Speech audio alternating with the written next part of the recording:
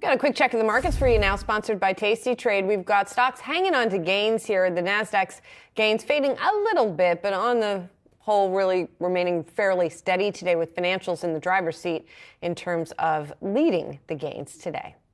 Well, Russia's President Vladimir Putin announcing late Saturday that the Kremlin will station nuclear weapons in Belarus. He said the move would counter the United States' deployment of nuclear weapons in different European countries, and noted that Washington has nuclear weapons in Belgium, Germany, Italy, the Netherlands, and Turkey. So far, Poland's European Union Affairs Minister urged the West to stay calm over Belarus's nuclear weapons placement. For more on how the White House is responding, let's get to Yahoo Finance contributor Kevin Cirilli. Kevin, good morning. Good to see you.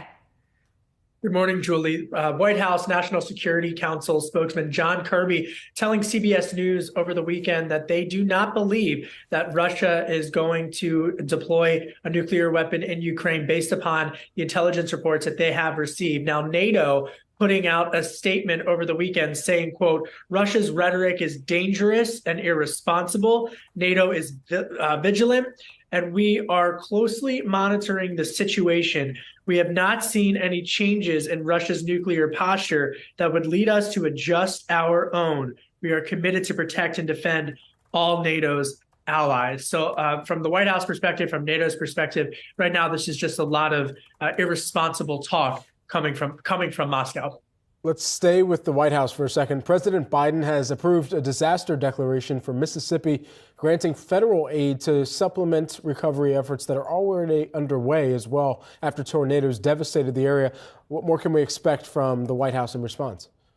And search and recovery efforts still very much underway after these horrific storms devastated the region, leaving 26 dead and dozens more injured, and of course hundreds more without power. President Biden declaring a state of emergency and assuring those folks impacted by these devastating storms that they will receive the federal funding that they need. FEMA, the president has said he's talked with the leaders of FEMA. He's talked with the governors, the local officials on the ground there, and assuring those impacted that they will not leave. The federal government will not leave until this situation reaches recovery.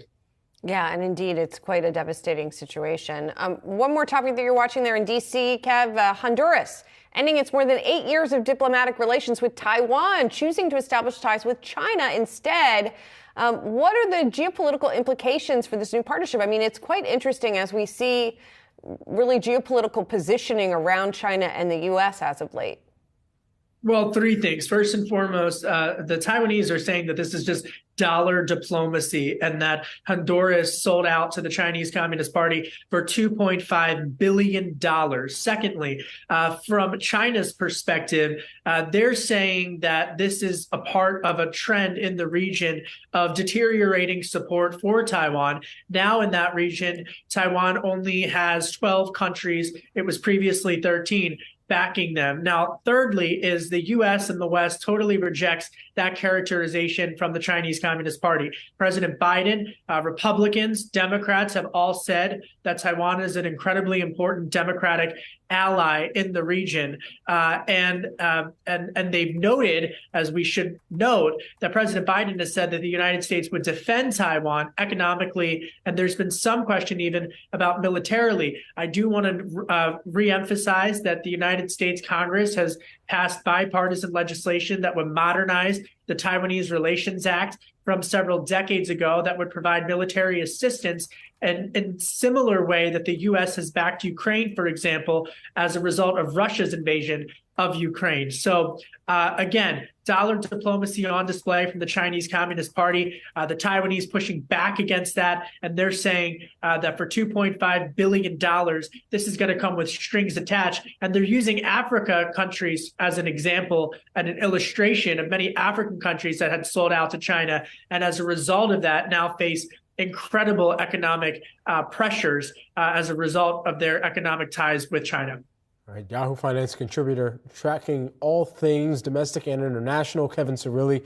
Thanks so much for breaking this all down for us. Appreciate it.